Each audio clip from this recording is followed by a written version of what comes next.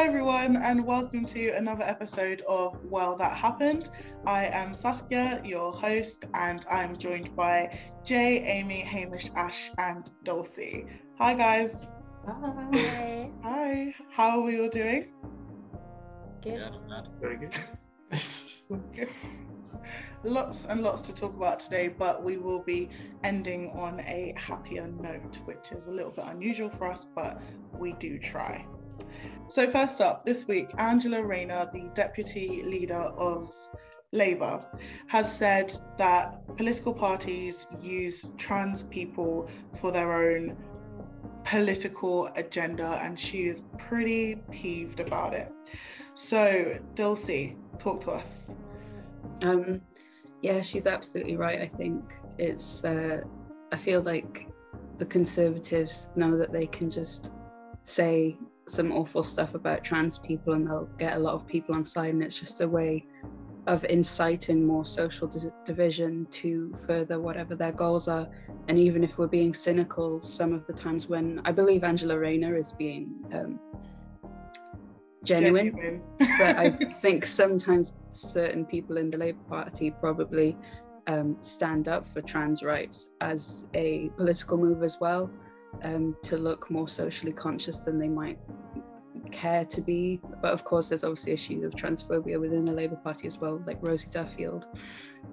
It's just the way trans people are talked about is constantly as if they're just this concept that people can debate rather than actual people who have lives and whose lives are being ruined by political legislation. And it's just, yeah, it's not right. No, it's not at all. Amy, what are your thoughts on this?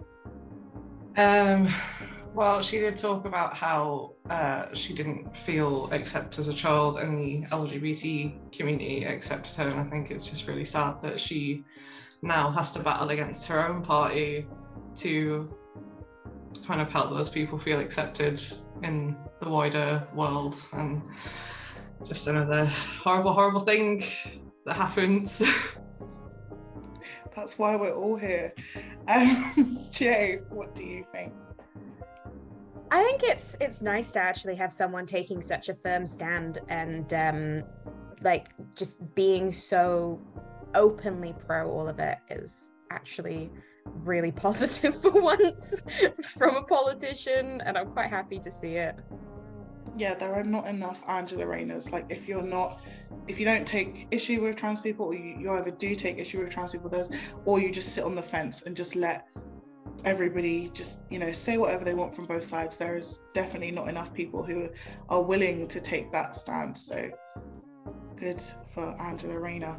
Ash, what do you think about the matter?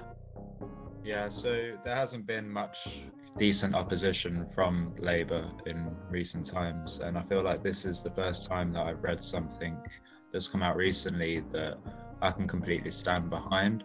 It is a shame that obviously it's causing so much debate within the Labour Party itself, and I think that really goes to show just how this Keir Starmer leadership is treating the party. It's so divisive, especially considering like government stance on trans rights as it is. I think that yeah, she is definitely correct in saying that people bring up these issues and almost exasperate them, I suppose, to make them seem like they're bigger than what they are, so that they can get people to side with whatever views they are. And it is very much that kind of mentality of like, oh yeah, we know that the majority of the people who vote our way think this one way, so let's just like pander to it. And yeah, I think that Labour needs more people like Angela to oppose the government, and I'm hoping that this like kind of causes more people to do that. So what do you think, Hamish? Angela Raynor for the win? I think, yeah, it's kind of refreshing to see a politician actually out and out state, like, yeah, a lot of people are using these people who are like often very vulnerable for their own agenda. So, and I know, like, Ash said this earlier outside of this, like Keir Starmer didn't even really condemn transphobic remarks in his party. He was just like, well, they shouldn't have said it, but he refused to out and out say that's transphobic, and that sort of shows a sort of lack of like fundamental principle to it, where like a lot of politicians will on the surface be like, yeah, you know, we're support trans rights, but when it comes down to it, they'll like shy away if they think it's not going to be a popular thing. Sorry, my cat just I thought I was freaking hallucinating. Yeah, so my train of thoughts have been derailed, but I feel like I came to a decent enough conclusion as is. Yeah, absolutely. You did. So thanks to Hamish's cat, we are gonna move on.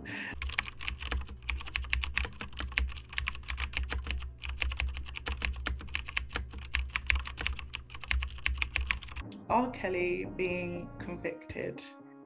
So this week, obviously, R. Kelly has been convicted for all of his heinous crimes against women, children, just disgusting. Ash, you're the music and pop culture guy. What do you think about this? So yeah, I think it's a good thing. It's finally happened after 13 years. It started out in 1994 when obviously it came out that he'd married Aaliyah, who was 15 at the time, and the documents that he put forward were obviously wrong, so that he could get that. And I think it's kind of justice for her in a way. I mean, you know, the way that her career ended up panning out before she died was awful, and R. Kelly had a big say in that. And then yeah, I just think it's took a little bit too long. You know, he was acquitted of some charges. I think it was in 2016, and now he those same charges that he was acquitted of, he's actually been found guilty of. So it shows that at least in the courts, people aren't untouchable as they might have once thought. I think that the things he did were absolutely abhorrent. The fact that he almost used it as like an organization where he was trafficking people around the US. It just happens way too much within the music industry, and especially back then. And hopefully now that he has been found guilty, it will happen a bit less. But you know, people in power always have power over the people who love them. So we'll just see how things go. Hopefully, at least in the courts, it will be looked at a little bit more. I mean, it definitely is a long time coming, but I think the fact that it was such a huge case, I really hope it sets a new standard, because like you said, it happens in the music industry a lot. So many people have gotten away with it. There are people who have been accused of it now who are still, without naming any names, able to make music and still live their lives as if they have done nothing wrong. So the music industry is very messy, so I'm not hopeful, but this is like definitely a win. Amy, what do you think? I think him being a male artist has definitely worked in his favour all these years. I think stuff, especially in R&B, stuff like having all these beautiful women around you and it being kind of ambiguous how old they are and kind of ambiguous how they got there, it all kind of gets swept under the rug by the lifestyle of it all. And I think it's good that it's all coming to an end for him, at least, hopefully, fingers crossed. But ever since that documentary came out on Netflix, I've been a bit biased towards it all. So I'm just really happy that it's all come to an end and it can all finally be legally dealt with. So yeah.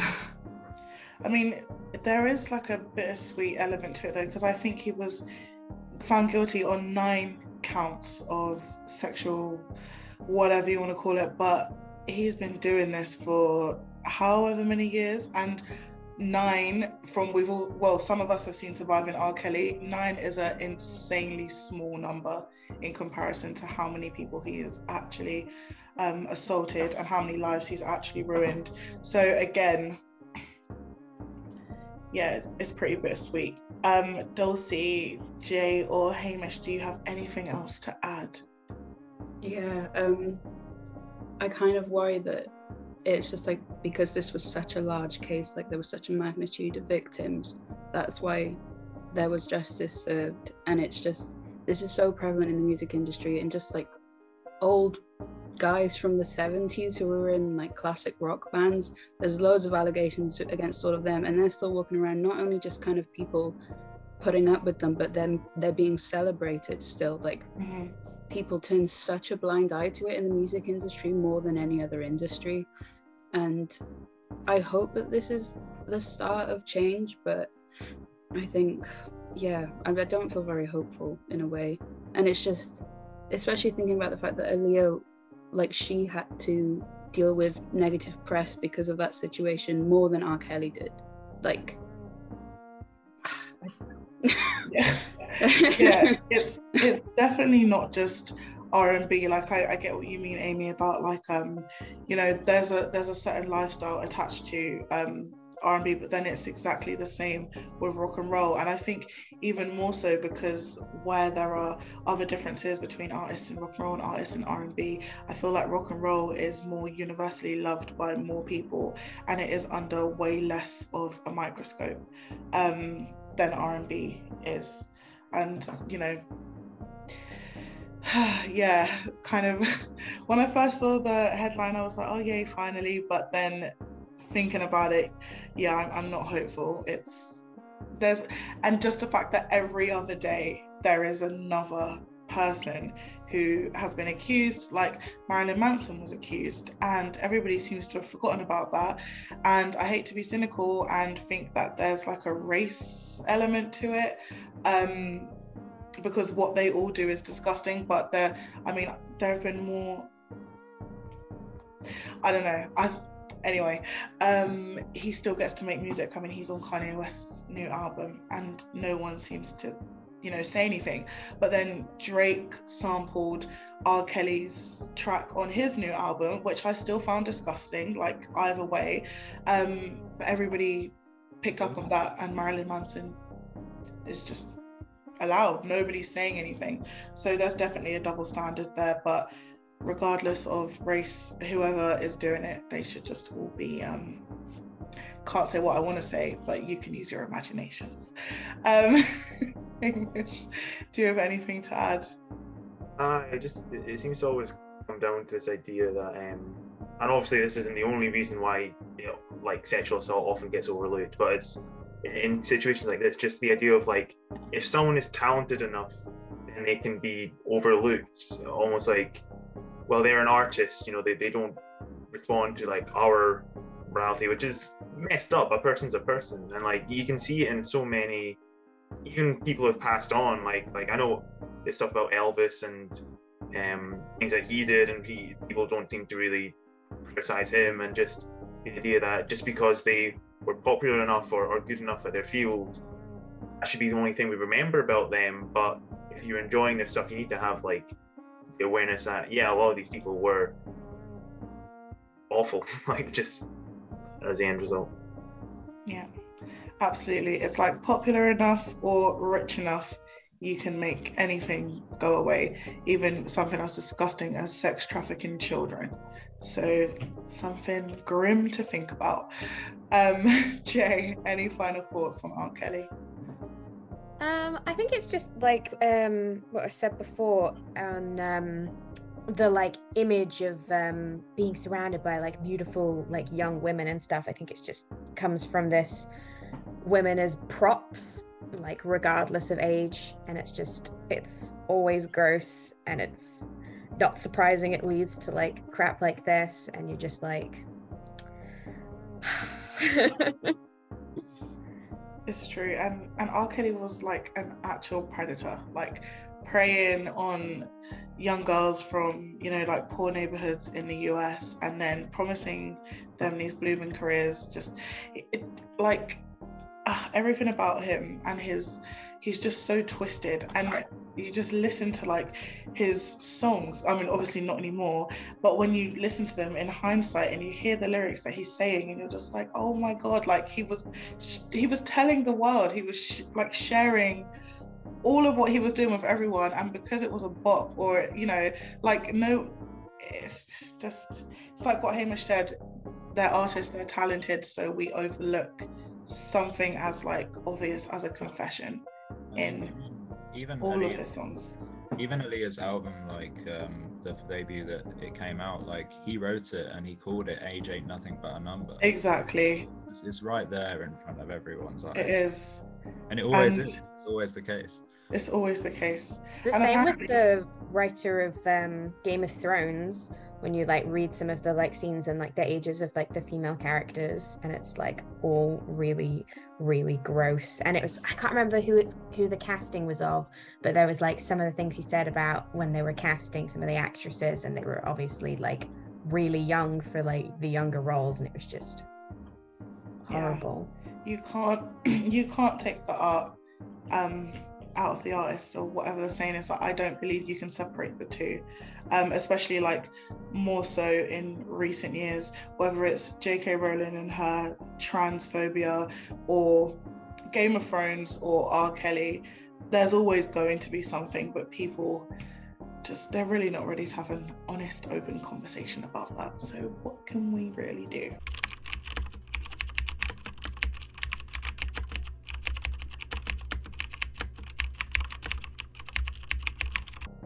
To end this episode on a more humorous note that I think we all need, something we didn't need was a Mario movie where Chris Pratt is the voice of Mario. And can we just talk about this cast for a second?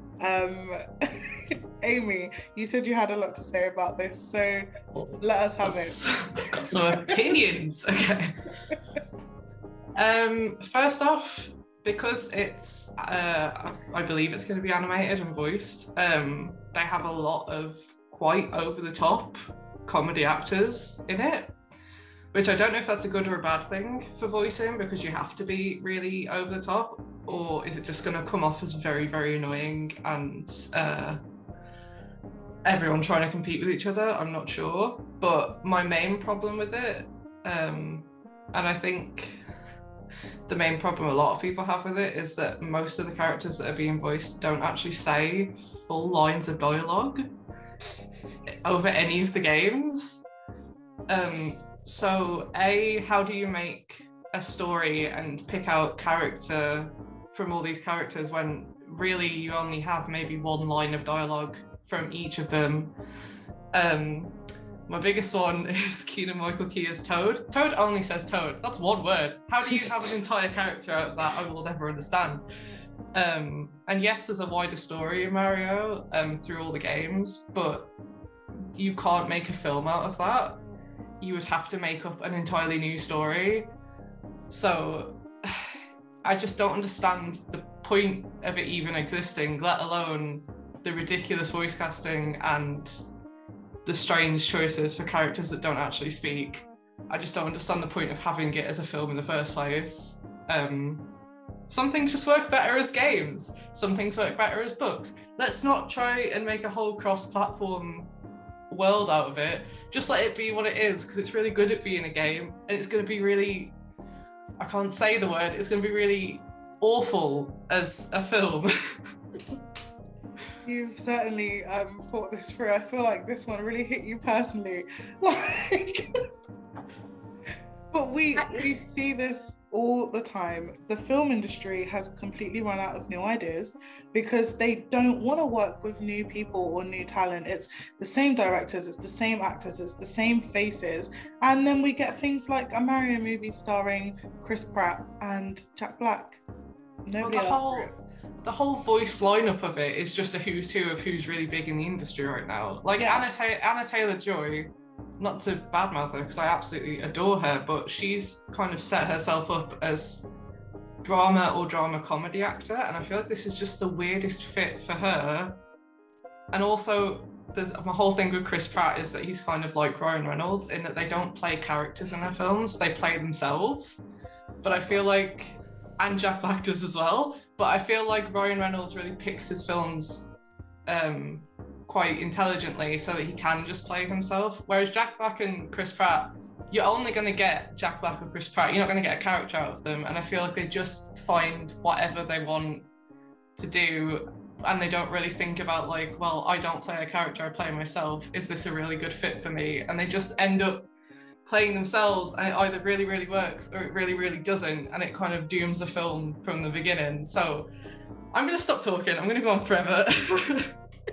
I have so many counterpoints. Okay, first off, I do agree with the Chris Pratt like point, yeah. But I do think like Jack Black is actually a pretty good choice in casting, because we've seen that he can do voice acting, so I'm like, yes. Everything else, I hate so much. Just please cast voice actors. There are so many excellent, talented voice actors. Why are you casting these people? We don't care. I don't care that Chris Pratt is in it. Like, if he's good, but he's probably not going to be. Also, I love all of the dumb theories surrounding like Mario giving everyone like so much personality and like so many like gay characters that I would kill to see like that wound into a movie. And I just know this isn't gonna be that. It's gonna be sad and lifeless with like a weird cast, and you could make it have like so much like voice and body and weirdness. Like, it would be like a Space Jam type thing, you know? It could be like Space Jam, the original, not the terrible thing they're doing now. Something that's weird, does absolutely not sound like it should work, and then you watch it and it's just, you're like, wow, I'm gonna love this in like 30 years time when I come back and watch it, you know? And it's even the Sonic film, which is like surprisingly good as well. Like, you know, that was just a weird way to do Sonic, and I'm much happier them doing it that way than trying to rebuild the world that already exists in the game. This going to be made by the guys who did Despicable Me as well, so like nothing about this is going to be good. Don't get me I mean, started. you got Seth Rogen as Donkey Kong. Like, if I have to hear that guy's thing, whatever, laugh one more time in the film, I'm gonna top myself. Like, it was such a strange reveal as well, because it was in the middle of a Nintendo Direct where like they're talking about all the new games, and there's some pretty big ones there, like Bayonetta 3, Splatoon 3, all that stuff. And then just the creator of Mario comes on and is like, guess what? This is going to be a meme for like the next 10 minutes, and just rattling off name after name of just why? Like, Luigi is going to be played by, and I like him well enough, the very obnoxious guy from Always Sunny in Philadelphia. That's his acting style. He's not obnoxious as a person, I'm sure. I've never met him. I imagine I would, but like, Luigi, I know these characters don't have much like a real personality because it's Mario. He jumps and he whoops, and I think Charles Martinet has voiced him for like 20 odd years, and this guy is just given like, all right, you'll get a cameo in the new film. To even disrespect him by just saying he has a surprise cameo, just use him as the voice actor. He voices 4 people in this I'm not gonna say that, this flipping game, and to just have him as a special cameo, which you already know is going to be like a Stan Lee type cameo, where it's a 5-second thing. I'm like, why pick someone who clearly doesn't have the chops as a voice actor to carry Mario in this garbage fire as a film? Why not just have him voice him? It makes no sense to me. Already released a video of him going, "It's a me, Chris Pratt," and it's like his voice doesn't change. And Luigi thing. Luigi is this really timid, like nervous guy, and he's being played by like someone who is louder than the echo of 1,000 suns dying. Like, this is bizarre. I'm gonna watch it. You know, I have such unbridled hatred for Luigi that I actually love the casting, because I think everyone's gonna find really annoying. I like Luigi. I always pick him in Mario Kart, you know, so like, this is personally. I don't know why I hate Luigi so much. I think it started as was a joke with my friend, where we'd be playing Mario Kart as other characters and Luigi would beat us, and it would just be like, we hate Luigi now. I always lose when I play Luigi, so like, actually, I always just lose at Mario Kart in general, but. I'm just watching you all just like tear this crap out of this film, and I'm just sat here so terrified to even say like I actually don't even like Mario Kart. I've never been a fan. Like, No, I won't even. I understand the appeal, like, I think, but Dulcie, I feel like you feel the same because you're just sat there as well, and it's like, don't leave me out here to dry. I don't know. I grew up with not a lot of technology, so I got to play Mario Kart like at cousins' houses and stuff like that, and it was very special experience. But I never like got super into it. I was just a child, and I liked Toad, and it never went beyond that. I do think though that, seeing as they've cast one It's Always Sunny guy, I wish they'd just cast everyone with the actors from It's Always Sunny. I wish Danny DeVito was playing Mario, and I wish Glenn Howerton was playing Toad. Well, Yes. I mean, Too much. there's only 4 characters that really should speak, and that's Luigi, Mario, Bowser, and Princess Peach. The other ones say one thing and either have like emotion voice acting, which equates to like someone grunting, and I'm like, why did you get a whole voice cast for what is essentially 4 people that need to speak, who could have just been the people from Always Sunny? I mean, Normally- you say that, but Marvel did it with Groot. He literally just says, I am Groot, and they had to cast Vin Diesel to do that. Like, we see it all the time. I'm very much not surprised. But I love the passion, guys. I feel like we should do a Well That Happened special when the Mario movie comes out. I am urging you all to go and watch it, and then we're going to come back and record a video, and I'm going to sit back with a cup of coffee and watch you guys rip it to shreds. What if, Let's it's, do it as the next 24-hour week. live stream about how much I hate this film. So what if it comes out and it's just like the best film from this year or something? Yeah, you guys might all have to eat your words. You don't know. People can surprise you. Chris Pratt even, you know? Honestly, if it comes out and it's one of the best game adaptation films I've ever watched, I'll get on here and I'll say I fully take back everything I said, but as of right now I cannot see that happening, and I will sit here and say it's going to be awful. Well, challenge What was the next accepted point, then. Emily? Challenge accepted. When Mario comes out, each and every one of you, I will even go. We'll go and watch this film, and then we will do a Well That Happened Mario special. Yes, because Amy, you have so much to say. I feel like it's only fair. It's only fair. So stay tuned for that, everybody, because it's probably going to be our most explosive episode yet if Amy has absolutely anything to do with it. I really hope Jack Black gets like at least one song as Bowser. Like that would save the movie for me. It's a random musical number of him, like almost like Beelzebub or something. Just It's the best song of the year. Happened. Amy would probably like smash her head in that cabinet that's behind her. So please don't wind her up anymore. I would welcome a Jack, just in the middle of it, a Jack Black singing number, because it would probably be the checkpoint that I needed in like the middle of the film to be like, oh, thank God I can relax for a second. Oh my God. Okay, well, on that note, we are going to leave it there before Amy blows a gasket. And thank you, everybody, for watching. Remember, new episodes of Well That Happened will be uploaded to our YouTube channel every Saturday. And I won't tell you to like and subscribe because the next screen will do that for you. Bye, everyone. Bye. ah.